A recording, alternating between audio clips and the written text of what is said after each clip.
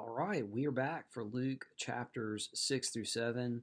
Wanted to kind of give you a bird's eye view of this passage that we'll be going through this Sunday night.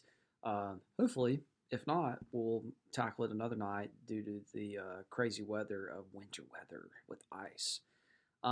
So, with that being said, uh, this is a really intriguing passage because it really touches on the whole aspect of God's kingdom uh, that is kind of basically an upside down view of what the culture at the time, the religious culture, thought was going to be the kingdom. So the kingdom would not come through riches. It's not going to come through glitz, glamour, and glory. It's going to come through humility.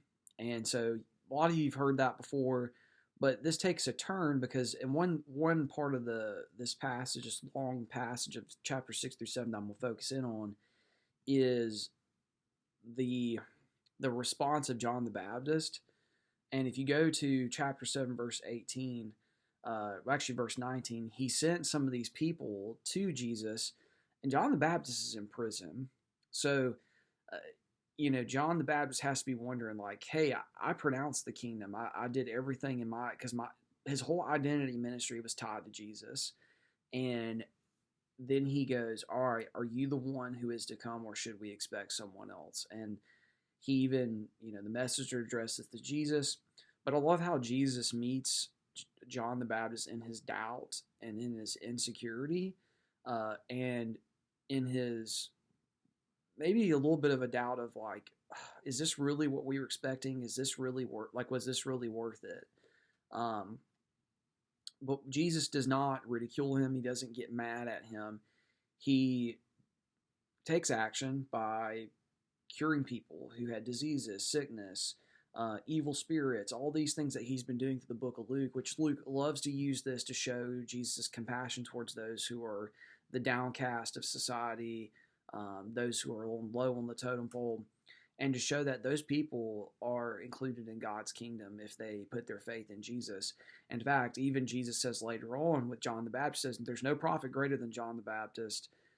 He's basically the greatest of all time as a prophet, but even the least in the kingdom um, is really better off than even John the Baptist, which is basically saying like the only like stature doesn't make someone. It's not your ministry. It's not any of that. It's really truly faith in Jesus, the humility of being blessed in a kingdom way, not in a cultural or religious way. Um, so he does that, but he gives him his word, gives him God's word to confirm. Uh, if you go back to Isaiah 35, 40, and 61, all those chapters are basically chapters that are fulfilled in Jesus' ministry of doing all these things. The blind receive their sight, the lame walk, the leprosy, ones with leprosy are cleansed, the deaf hear, the dead are raised, and the good news is proclaimed to the poor. And then you see that all in evidence in the passage. A widow, her one and only son dies, Jesus is able to raise him from the dead. A centurion who's an enemy of God, which all of us are enemies of God because of our sin, but even more so, a Gentile who's an enemy of the people of God. God looks at him because he is more exhibiting more kingdom faith than someone from Israel is, and he's in awe of his faith. Then you also get into the woman with the alabaster jar of perfume who goes and she's a sinner. She's an outcast. She's got too many things in her, just all types of stuff. All we just know is she's a sinner. It doesn't give a description. I read that one of two ways. She must have been really bad to where they were like, you don't associate with that woman. But yet she goes to Jesus with humility, and Jesus forgives her, and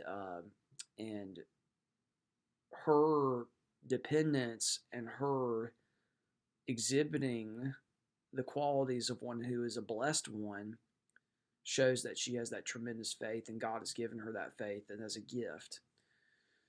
So I think a couple things to be reminded from this passage is that following Jesus doesn't always mean we're blessed by cultural or religious standards. We may expect one thing about the kingdom, but God has a different expectation. We see that in the things where he says, blessed are you who are hungry, poor, all these things are beatitudes.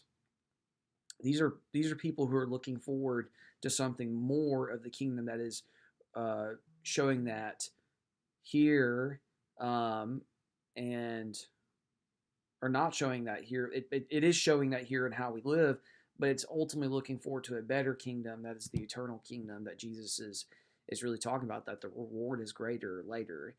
I think it's important for us to remember that when we are in doubt, is to be confirmed by God's word and to confirm with the trust of God's people who are rooted in His word.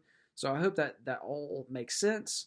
I hope that's all helpful for you this week as we walk through Luke 6 through 7.